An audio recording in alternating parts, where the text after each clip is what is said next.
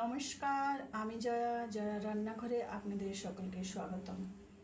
আশা করি আপনারা সকলে ভালো আছেন আর আমিও ভালো আছি। চলুন আজকে একটা নতুন রেসিপি নিয়ে হাজির।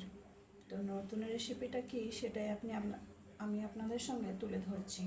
তো নিয়েছি সাবুদানা, দেখতেই পাচ্ছেন। সাবুটাকে আমি 2 ঘন্টার মতো ভিজিয়ে রেখেছিলাম।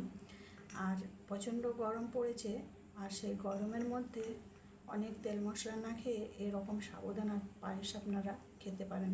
খুবই সুস্বাদু খেতে হয়, আর একাদশী বা কোনো ফাস্টিং উপোস এগুলোতেও খেতে পারেন। তো সাবুটাকে আমি ভিজিয়ে রেখেছিলাম 2 ঘন্টার মতো। সেই সাবুটাকে আমি ভালো করে একটু মেখে নিচ্ছি। দেখুন, অনেকেই দুধ দিয়ে পায়েস করে খেলে সেটা খুব একটা পছন্দ করে না, তো আমি আমার বাড়িতে এরকম করে খাই। সেটাই ভাবলাম আপনাদের সঙ্গে শেয়ার করব। তো চলুন দেখুন সাবুদানাটাকে কীরকম মেখে নিচ্ছি। হাত দিয়ে ভালো করে এটা মেখে নিচ্ছি। আর তার সঙ্গে কী কী উপকরণ দেবো সেটাও আমি আপনাদের সঙ্গে দেখাবো।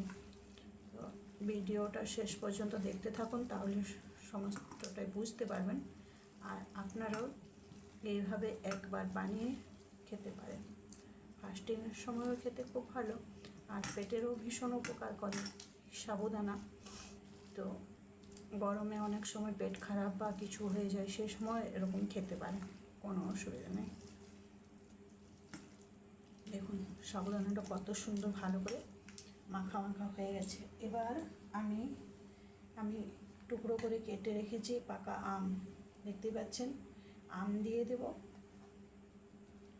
সাবুদানার মধ্যে। আমি আমটা দিয়ে দিলাম, আর দিয়ে দিলাম হচ্ছে পাকা কলা। পাকা কলাগুলো আমি টুকরো করে কেটে রেখেছি, সেটাও ওই মধ্যে দিয়ে দিলাম। আর দেখতেই পাচ্ছেন আমি খেজুরগুলো বীজ ছাড়িয়ে রেখেছি, এই খেজুরগুলোও আমি দিয়ে দিচ্ছি। আর দিয়ে দিচ্ছি আমি কিশমিশটাও দিয়ে দিচ্ছি। তো বন্ধুরা, বাচ্চাদেরকে অনেক সময় দেখবেন বলবেন কিশমিশ খেতে বা খেজুর খেতে, তারা কিন্তু খেতে চাইবে না, বা পাকা কলা খেতে, পাকা আম খেতে অনেক বাচ্চারাই খেতে চায় না। কিন্তু এইভাবে সাবুর পায়েস করে দিলে তারা কিন্তু আর কোনো কিছুই বলবে না, খুব সুন্দর সোনামুখ করে খেয়ে নেবেন। দেখুন কথা বলতে বলতে এইভাবে আমি এগুলোকে ভালো করে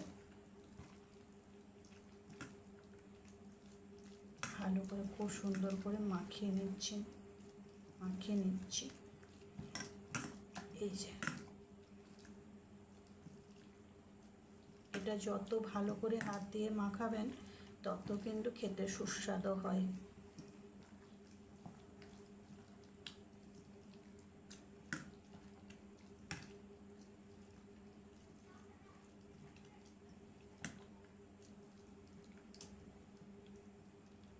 আমি কিন্তু এখানে চিনি বা গুড় কোনো কিছুই দিইনি, তাই দিয়ে দেব এর মধ্যে এক সন্দেশ।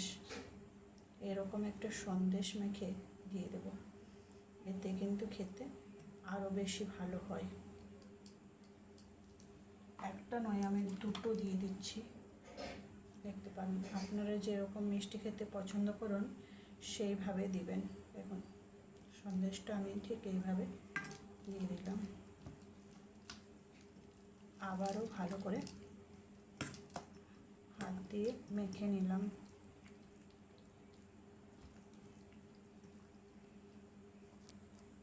দেখুন কত তাড়াতাড়ি আর কত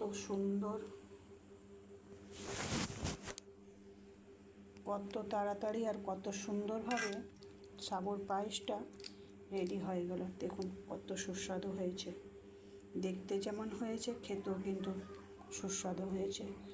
তো বাড়িতে এইভাবে তৈরি করে একবার অবশ্যই খেয়ে দেখবেন। তো চলুন আজকে এই পর্যন্তই, টাটা, বাই বাই।